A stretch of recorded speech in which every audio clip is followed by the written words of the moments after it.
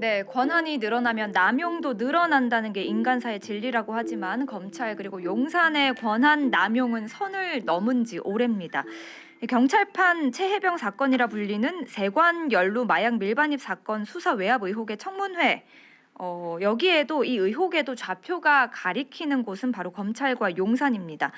귀룡의 집을 찾아온 초대 손님들과 이 문제 자세히 짚어보겠습니다.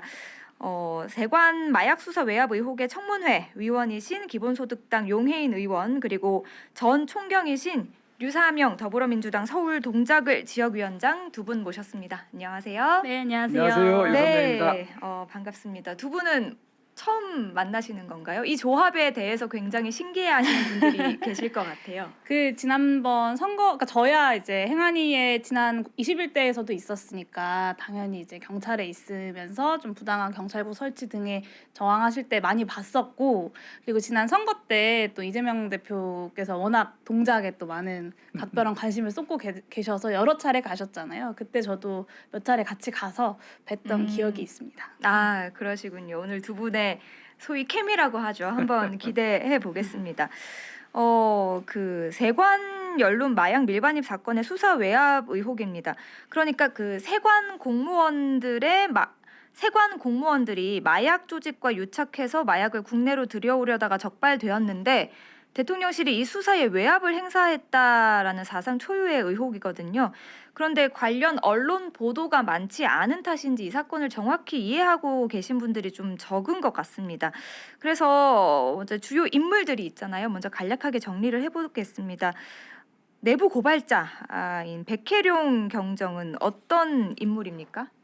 네, 이제 백혜룡 경정 굉장히 외로운 싸움을 하고 있는 인물인데요. 이제 작년에 이제 100만 회 가까이 투여할 수 있는 어마어마한 양의 이제 필로폰을 적발을 하게 됩니다. 그래서 이 마약 수사를 하는 과정에서 진술을 받아내는데 그 진술 중에 이제 한국의 세관 공무원들이 이 마약 밀수를 도와줬다라는 이제 진술들이 있어서 이것을 확인하는 이제 수사를 진행하는 과정에서 이해할 수 없는 이유로 그 수사를 좀 어렵게 만드는 여러 가지 일들이 있었습니다. 그래서 그 부당한 부분을 계속해서 좀 문제 제기를 하는 과정에서 이제 용산이 이 사건을 좀 심각하게 보고 있다라는 등의 이제 이야기를 들으면서 그것을 세상에 밝히고 이 수사가 제대로 돼야 한다라는 것을 계속해서 주장하고 있는 분, 내부 고발자, 공익 제보자라고도 할 수 있겠습니다. 네, 그러니까 이 백혜룡 경정에게 용산에서 지켜보고 있다 이렇게 전했다고 알려진 직속 상관이죠. 김찬수 당시 영등포 경찰서장은 그럼 어떤 인물입니까? 영등포 경찰서장 김찬수 총경은 네. 그 처음에는 용산 이야기가 나오기 전에는 현장에 가서 마약 압수 현장에 가서 같이 했다 할 정도로 사건 수사 팀을 이제 직접 구성을 하고 현장 지휘까지도 한 그런 훌륭한 분이셨죠. 그런데 갑자기 이제 태도가 돌변이 돼서 용산에서 심각하게 지금 이 사건을 보고 있다라는 말을 백혜룡 경정한테 전하면서 수사 브리핑을 연기를 하라. 그다음에 수사 브리핑 내용에서 관세청 문제에 대해서도 좀 언급을 자제하고 빼라 하는 등의 부당한 수사 압력을 행사한 분이죠. 네. 그렇다 보니까 최혜병 사건과 비슷하다라는 이야기가 계속해서 나오고 있습니다. 한 세 가지 정도로 공통점을 추려볼 수 있을 것 같은데 먼저 수사 외압에 용산 대통령실의 개입 의혹이 불거졌다는 점입니다. 최혜병 사건 같은 경우에는 VIP 경로가 있었고 이번 그 세관 마약 수사 외압 의혹의 경우에는 대통령실에서 보고 있다. 심각하게 심각하게 보고 있다. 심각하게 보고 있다라는 이제 이야기가 나왔고요.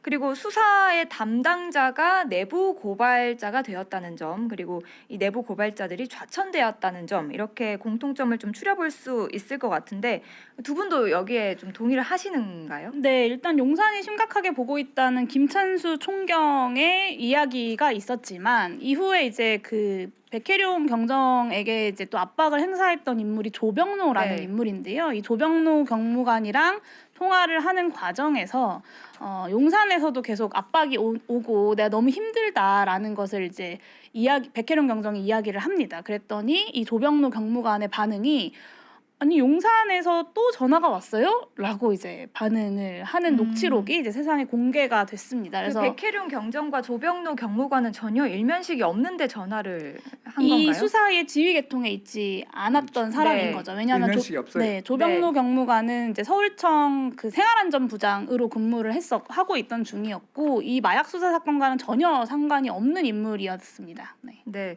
그러니까 전혀 일면식도 없는 사람에게 이제 연락을 받아서 수사 이제 외압 사실상의 수사 외압을 받은 건데 이게 이제 이야기가 나와서 좀 짚어보자면 경찰청이 감찰을 했어요. 그런데 조병로 경무관의 그냥 단순 문의였다. 그냥 물어본 거였다. 이렇게 결론을 내렸더라고요. 이게 좀 말이 되는 상황인가요?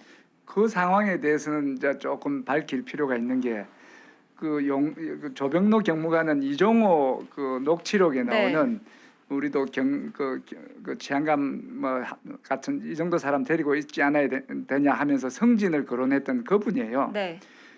그런데 이분이 이제 그거하고 변론으로 행정고시를 합격을 하고 관세청에서 한 7년 정도 근무를 했고 네. 그 당시 근무할 때 지금 인천 본부세관장이 같은 시기에 근무를 했기 때문에 그 루트로 해서 이제 그 청탁을 받았을 수도 있다. 네. 이런 가능성을 살려놔야 네. 됩니다.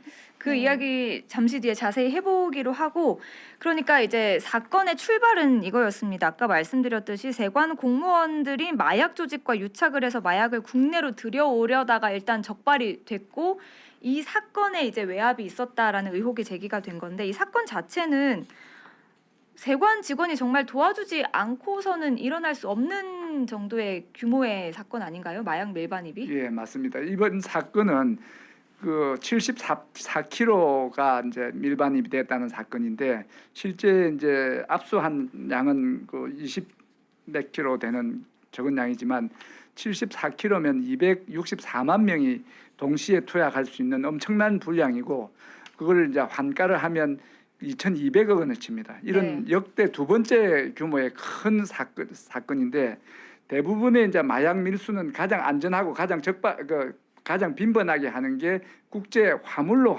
그 마약을 보내거나 아니면 이제 그 컨테이너 같은 통관 절차를 통해서 오고 사람이 실제 몸에 항문 같은 데 집어여서 오거나 몸에 차고 오는 경우는 빈도수가 상대적으로 적은데 이 엄청난 양의 마약을 위험을 감수하고 위험이라는 게 붙잡힐 위험도 있지만 그 엄청난 규모의 저것들을 생각할 때는 큰 돈이 뺏길 가능성이 있기 때문에 이 세관의 연루 의혹에 대해서 가능성이 좀 더 높아집니다. 이런 위험한 방법으로 많이 네. 가져왔기 때문에. 그래서 이걸 수사하고 있었고 말씀하셨다시피 역대 두 번째 규모의 마약 밀반입 사건이거든요. 치아받아야 될 일 같은데 갑자기 용산에서 심각하게 보고 있다라는 말이 등장을 하면서 내용을 빼라라고 당시 김찬수 영등포 경찰서장이 진실을 했다는 거잖아요. 그런데 이 청문회에서 증언이 엇갈렸습니다. 한 사람은 거짓말을 하는 거겠죠. 영상 먼저 보고 오겠습니다.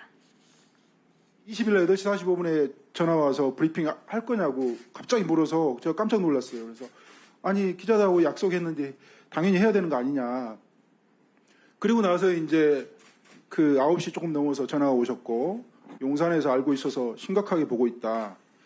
저는 그 김찬수 소장의 명을 받고 그 명령을 수행한 사람이고요. 김찬수 소장과 저와 수사팀의 공이지 저의 공이 아닙니다. 그 공을 배신하려면 어떤 의도가 있어야 될 거 아닙니까? 그게 바로 용산이라는 겁니다. 9시 통화에서는 이 용산에서 이 사건을 알고 있다, 심각하게 보고 있다라는 이야기를 분명히 했다는 거죠. 그렇습니다. 김찬수 수석이 9월 20일 밤 백혜령 경정에 용산 언급했습니까? 안 했습니까? 전혀 안 했습니다. 한 사람은 용산 이야기 들었다. 한 사람은 용산 얘기한 적 없다라고 하는데 누가 거짓말을 하고 있다고 보시나요? 네, 사회자님 혹시 그 류사명 총경님 뒷담화를 까셨다면서요? 제가요? 그러니까 보통 이렇게 본인이 하지 않은 말을 이렇게 물어보면 이렇게 반응하는 것이 상식적이죠. 네. 제가요? 제가 언제 그런 말을 했어요? 라고 이제 물어봐야 되는 건데 이 녹취록에 보시면 보도가 MBC를 통해서 된 내용입니다. 보시면 이런 반박을 하지 않고요. 자연스럽게 물 흐르듯이 그러니까 서장님이 용산에서 알게 되어서 심각하다라고 말씀하셔서라고 이제 백혜룡 경정이 이야기를 하니까 그 김찬수 총경이 별 반박을 하지 않습니다. 이래 네. 말했습니다. 이래 네. 말했어요.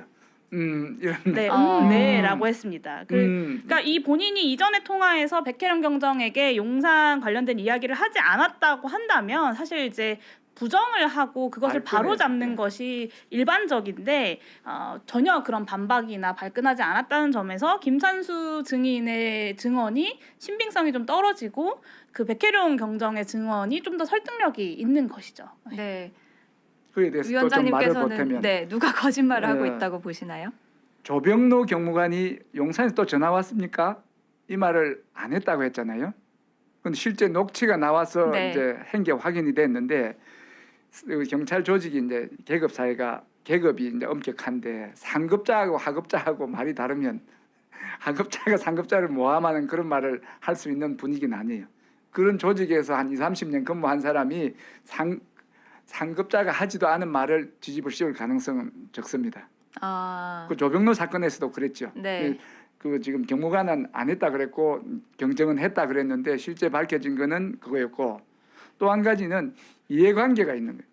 이 지금 안 했다고 이야기를 하는 거는 그 안 했다고 용산 이야기를 숨겨서 용산을 이롭게 함으로써 자신의 신분상 그 불이익을 피하고 이익을 취하려는 그런 사람의 이야기는 그 이해관계가 얽힌 이야기이기 때문에 조금 믿을 수가 없다. 신뢰도가 약하다고 볼 수 있죠. 그리고 이 외압 의혹과 관련해서 중요한 하나의 포인트가 더 있는데 바로 이첩 관련된 내용이거든요. 이것도 저희 영상으로 먼저 준비했습니다. 보고 오시겠습니다. 경찰 공문에 분명하게 세관 사건의 이첩 지시가 서울청에서 영등포소로 있었다라고 명시되어 있습니다. 현업에 계시는 수사팀들은 이렇게 이첩 지시가 내려가면 그게 외압으로 받아들이는 겁니다. 이첩 부분은 전혀 몰랐던 부분이다. 예? 예, 제가 모르는 상황이었습니다. 네. 어떻게 들으셨어요? 경찰 공문에는 명확하게 이첩 지시가 있었다라는 거잖아요. 그러면서 중요한 사건이니까 수사를 어디서 하면 좋을지 그냥 검토의 취지였다라고 하는데요. 그러니까 지금 이첩을 실제로 우리도 합니다. 저도 이제 그 지방 경찰청에서 근무를 오래 했기 때문에 경찰서에서 수사 역량이 모자랄 경우에는 이첩을 하죠. 그래서 지방청에서 많은 인원으로 집중적으로 수사를 하는 이첩을 하는데 이 사건의 이첩이 이제 문제가 되는 이유는 이 사건을 열심히 하려는 경찰서를 누르고 사건 수위를 조절하고 범위를 축소하려는 지방청의 의도가 드러난 상태에서 이첩 검토든지 이첩 지시가 있었기 때문에 이거는 외압으로 느껴지는 거예요.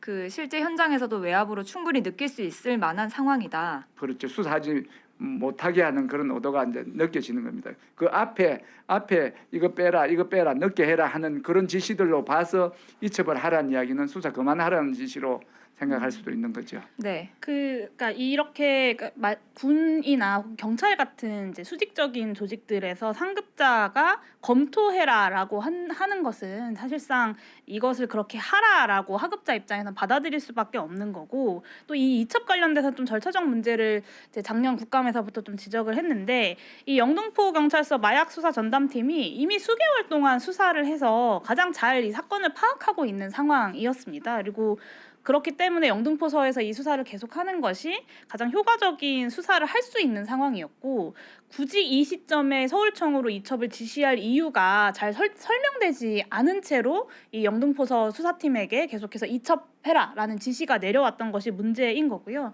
절차적으로도 사건 이첩을 위해서는 이제 킥스라고 부르는 이제 형사 사법정보 시스템을 통해서 공식으로 또 서면을 통해서 진행을 해야 합니다. 근데 이 과정에서 구두로 하거나 일부 문서를 사진으로 찍어서 카톡으로 전송하는 방식으로 이첩을 시키려고 했는데 결과적으로는 이제 당시 이제 시기가 최상병 사망 사건 관련된 수사 이첩이 한창 사회적으로 논란이 되던 시기였기 때문에 공문을 통해서 이첩을 진행하지 못했던 것으로 저는 좀 이해를 하고 있고요.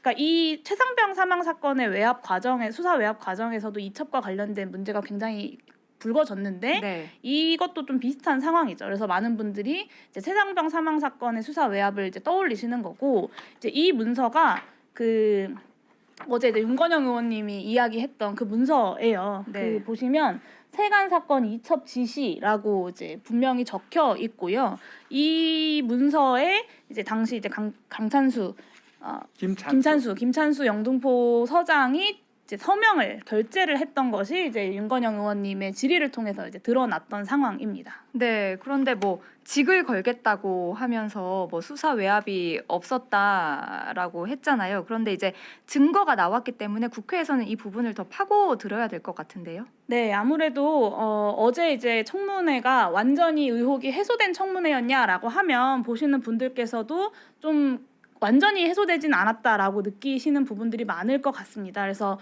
이 지금 증언이 엇갈리고 있는 부분에 대해서도 조금 더 파악이 필요하고요. 그리고 또 한 가지는 그 최상병 사망 사건과 되게 유사하게 느껴지는 게 이종호 씨가 연관되어 있다는 네. 점이 사실 그렇습니다. 이종호 씨 녹취록에 이 사건 관계자가 등장하고 심지어 이제 똑같이 승진을 시켜주겠다 뭐 이런 이야기가 나온다는 네. 점이 상당히 그 유사한데 이종호 전 대표가 도이치모터스 주가 조작 사건의 공범이고 임성근 전 해병대 사단장의 구명 로비 의혹에 이름이 등장을 맞습니다. 했는데 이번 이 세관 마약 수사 외압 의혹에 또다시 그 이름이 등장을 했더라고요. 네, 그러면서 이 이제 녹취록에서 그 조병노에 대한 승진 이제 이야기가 거론이 됐죠. 별 2개를 달아줄 것 네. 같다. 뭐 우리가 그 정도는 데리고 있어야 하지 않겠냐. 이제 이런 이야기를 했고요. 근데 이 이종호 대표랑 조병노의 승진에 대한 이야기를 했다고 알려진 이 카톡방 멋쟁 해병 단톡방에 같이 있었다고 알려진 조병노 경무관의 부속실장, 아주 긴밀한 사이인 부속실장인 최동식 경위. 이 두 사람이 어제 청문회에 출석을 했었어야 되는데 사실 이제 납득할 수 없는 이유로 출석하지 않아서 이 부분에 대해서는 좀 청문이 이루어지지 못했던 점도 이후에 좀 과제로 남아 있는 상황입니다. 네. 그 또 하나의 과제가 아마 그 증거 이제 이야기가 나오는 것 같은데 그 마약 이 밀반입 사건과 관련해서는 인천공항 세관에서 CCTV를 제공할 수 없다라고 하면서 계속 오리발을 내밀고 있잖아요. 저희 관련 영상이 있거든요. 먼저 보고 오시겠습니다. 관세청 직원들이 고통받고 있다고 하고 되게 힘들고 어렵다고 하면서 이런 수사를 통해서 제대로 된 의혹을 해소하는 것에 대해 적극적으로 협조하지 않는 관세청이 잘 이해가 되지 않습니다. 저희 다 협조했습니다. 법이 허용하는 범위 내에서 다 협조했습니다. 핵심은 그리고 CCTV고요. 이 CCTV에 대해서 존재하지 않는다는 것을 확인시켜 주시면 된다고요. 그러니까 인천공항 세관의 CCTV를 보면 될 거 아니냐라는 취지셨던 거죠. 네, 맞습니다. 그러니까 그 인천세관에서도 마약 이제 사범들을 검거하는 성과도 있었고 이 성과를 내는데 되게 중요했던 것이 이제 첩보 보고서를 작성하는 건데요. 그런 정보 보고서를 작성할 때 당연히 이제 그 CCTV 같은 자료들을 활용할 수밖에 없습니다. 그렇다면 이 CCTV는 그 정보 보고서를 작성하는 사람들의 컴퓨터에 저장한 채로 혹은 어떤 특정한 저장 장치에 저장한 채로 여러 번 돌려보면서 이제 검토를 할 수밖에 없는 건데 그 CCTV를 이제 제출하면 이제 세관 직원들에 대한 연루 의혹이 깨끗하게 해소가 되거나 아니면 이제 뭔가 범죄 혐의가 드러나거나 할 텐데 이 CCTV가 없다고 하면서 검찰에서는 압수수색 영장 신청조차도 해주지 않고 있는 상황인 것이 매우 이제 이상하다고 이제 많은 분들이 느끼시는 것이고 그 마약 조사 팀에 컴퓨터가 5대가 있다고 합니다. 그러면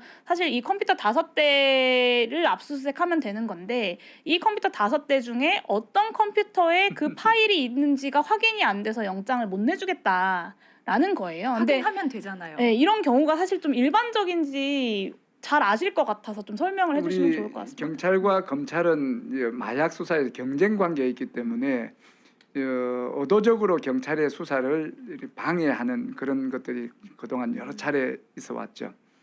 검찰은 마음대로 영장을 이번에 또 다른 또 이야기 나오겠지만 계좌 영장이나 압수수색은 마음대로 하는데 우리 경찰의 수사는 검찰에 의해서 이렇게 방해되는 경우가 있어요. 이번도 명백하게 사실을 확인하는 그런 영장을 아니에요. 인신을 구속하는 영장을 기각할 수 있어요. 인권 보호를 위해서. 의혹에 대해서 의혹을 해소하려는 사실관계를 확인하는 그런 영장을 안 주는 거예요. 수사를 방해한다고 밖에 볼 수가 없는 것이고 그 의도가 검찰과 경찰의 경쟁인지 다른 그 위에서의 압력인지 이번 기회에 밝혀야 되는 거죠. 그리고 이야기를 들어보니까 남부지검에서 처음에 백혜룡 경정수사팀에서 3가지 이 관련자와 세관 직원과 그 가족들의 이제 예금, 계좌에 대한 계좌 영장, 그다음 CCTV, 휴대폰 이 세 종류에 대해서 영장을 신청을 했는데 처음에는 세 개를 다 기각을 반려해서 영장을 안 주고 두 번째 한참 있다가 나온 그 영장에 의하면 계좌 영장, 가족과 그 본인 그 세관 직원들의 영장은 계좌는 안 하고 요 CCTV를 볼 수 있고 아니면 휴대폰을 압수하는 그런 영장이 발부가 됐는데 그때는 휴대폰은 여러 번의 초기화를 거쳐서 이제 내용이 완전히 무력화된 상태로 확인이 됐고 CCTV는 시간이 지나서 지워진 네. 상태로 됐다. 이런 이야기죠. 아까 세관 이야기를 하셨는데 세관에서 세관장께서는 자체적으로 확인해 보니까 그럴 개연성이 없다. 마약 수사범들은 항상 세관에 덤태기를 씌우는 그런 거짓말을 한다. 이렇게 이야기를 하고 그게 인정을 받으려면 확인을 세관에서 이게 아님을 그죠 현장 부재 증명 이런 알리바이라는 게 있는데 이거 현장에 관련자가 없는 CCTV가 여러 개 있다 하고 그 CCTV가 만료되기 전에 본인들이 확보를 해서 확인을 해서 언론에 공개를 하든지 경찰이 제공을 했어야 되는데 그런 협조는 없이 우리 직원은 그럴 가능성이 없다. 이렇게 하는 것은 의혹을 키우는 거지 해소하는 방법은 아닌 것 같아요. 그 최혜병 사건 때도 그랬지만 저희가 조각조각 나눠서 이야기를 해봤는데 일단 세관 공무원들이 마약 밀반입 사건에 연루가 됐다는 의혹 자체도 문제인데 이것도 지금 세관 측에서 제대로 확인을 안 해주고 있잖아요. 네. 그리고 여기서 용산이 개입됐다라는 의혹도 불거졌는데 이건 역시 이제 뭐 서로 말이 엇갈리면서 제대로 확인이 되지 않고 있습니다. 이 과정에서 그 최혜병 사건 때와 또 비슷하게 인사 문제가 있었어요.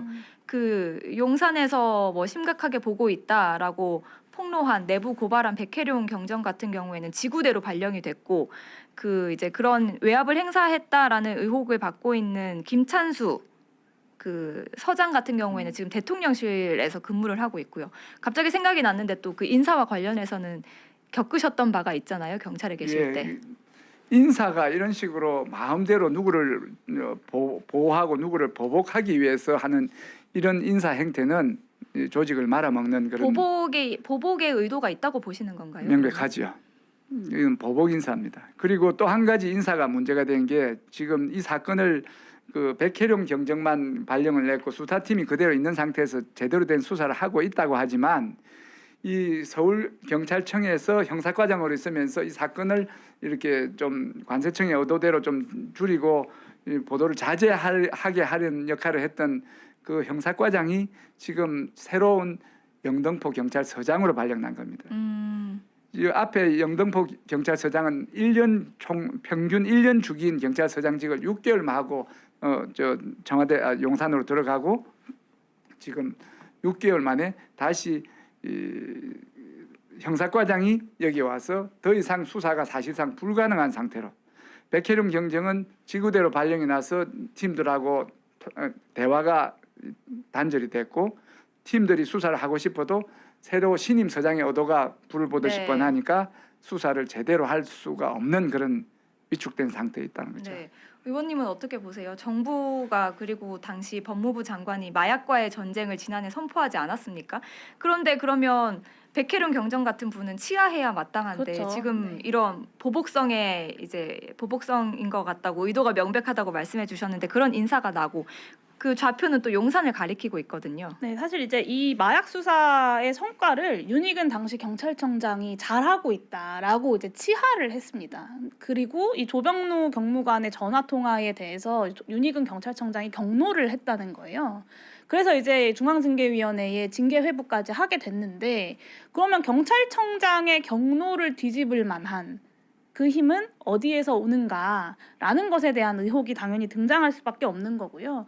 그리고 이 사건 문의라고 하는 것이 이제 조병루 경무관이 이제 징계를 받는 네. 것의 핵심 이유인데 그 잘 아시겠지만 사건에 대해서 문의하는 것만으로도 문제가 됩니다. 심지어는 이제 퇴직한 경찰이 이제 예전 동료에게 전화해서 사건에 대해서 문의를 하는 것도 고발 대상입니다. 그런데 이 조병루 경무관은 사건에 대해서 단순 문의를 한 것이 아니라 이 브리핑 그러니까 수사의 일부라고 볼 수 있는 이 브리핑에서 특정한 범죄 의혹을 빼라라고 이제 이야기를 한 것이기 때문에 분명하게 사건 청탁이라고 해석을 할 수밖에 없고요. 이 사건 청탁은 그 경찰의 내부 이제 규칙에 따르면 직무 고발과 중징계 확행이라고 되어 있습니다. 그러니까 경징계도 아니고 무조건 중징계를 내려야 할 사항인데 이제 중앙징계위원회에서는 불문 처리가 나게 된 것이고 이에 대해서 많은 사람들이 문제 제기를 하니까 조지호 청장이 최근에 이제 전남청으로 발령을 내면서 좌천성 인사가 아니라 좌천이다라고 이야기를 했어요. 근데 이게 사실 상당히 모순적인 게요. 그러니까 그 징계할 만한 증거가 없고 징계할 만한 사안이 아니어서 불문 처리된 사람을 좌천성 인사도 아니고 좌천을 시킨다라고 하는 것은 죄 없는 사람에게 좌천 인사를 시켰다라는 것을 스스로 얘기하는 거거든요. 그러니까 사실 상당히 모순적인 이야기를 하고 있는 거고 경찰에서는 이제 조병루 경무관에 대해서는 이렇게 징계하고 좌천 시켜버리고 이 사안을 좀 어느 정도 좀 넘어가고 싶은 것이 아닌가라는 의혹이 좀 등장할 수밖에 없을 것 같습니다. 네. 마약과의 전쟁 말씀하셨는데 네. 지금 대통령께서 작년에 마약과의 전쟁을 선포를 했고 당정협의회에서 그걸 확인을 했고 법무부 장관도 그런 말씀을 했고 관세청장도 취임 일성이 마약과의 전쟁을 하겠다. 이런 전쟁 시기입니다. 임진왜란 때 선조가 그 전쟁에서 가장 혁혁한 공을 세운 이수신 장군을 이렇게 파직을 하고 백의종군하게 합니다. 지금 이번 마약과의 전쟁에서 가장 혁혁한 공을 세운 사람 누구예요? 백혜룡 장군. 네. 이 사람에 대해서 승진을 하거나 영전이 아니고 좌천을 시켜버리고 또 경고를 주고 하는 이거는 진짜 조선시대 제일 그 우둔한 임금이 선조였다고 이야기를 하던데 이렇게 전쟁에 자기가 주창한 마약과의 전쟁에서 가장 공을 세운 사람을 왜 거꾸로 이렇게 대접을 하는지 왜 그런지 모르겠어요. 왜 그런지 모르기 때문에 저희가 앞으로 계속해서 밝혀가야 되지 않나 싶은데요. 오늘은 그 예정된 시간이 다 돼서 이 외압의 의혹의 실체에 다가가는 길에 두 분 자주 모셔서 이야기 듣도록 하겠습니다. 오늘 말씀 잘 들었습니다. 네, 감사합니다. 감사합니다.